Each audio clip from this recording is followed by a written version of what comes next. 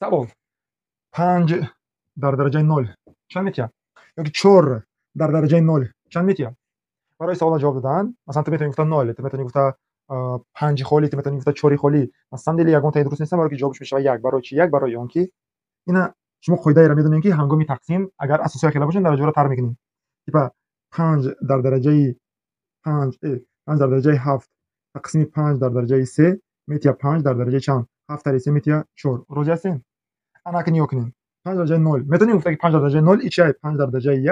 تقسیم 5 در درجه 1 برای چی 5 درجه 1 تقسیم 5 درجه 1 برای اون که هنگامی تقسیم درجه را تر میکنیم 1 در 1 میتیه با چی با 0 لیکن 5 تقسیم 5 به چه برابر 5 تقسیم 5 میتیه 5 تقسیم 5 میتیه چند 1 همون چیز گفتم میتونیم برای 4 درجه 0 4 درجه 0 چیه این 4 در درجه 1 تقسیم چی 4 در درجه 1 میشه چی برای چی همه دست چپ و دست راست برابرن برای اون که هنگامی تقسیم درجه را تر میکنیم 1 در 1 میتیه چی 0 لیکن 4 تقسیم 4 چی میتیه 1 این چی معنی داره این معنی را داره که لبای عدد در درجه 0 چی میتیه 1 برای چی برای اون که درجه 0 چی معنی داره دیگه عدد با خودش تقسیم بکنه اگر عموما کدا گوییم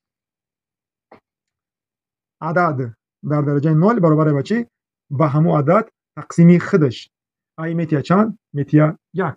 دیگه شما در نوشتن شرط نیست اگر شما را پرسیدن که اگه عدد در درجه 0 چند میتیه میشه چند میشه 1 خوری 17 در درجه 0 میتیه 1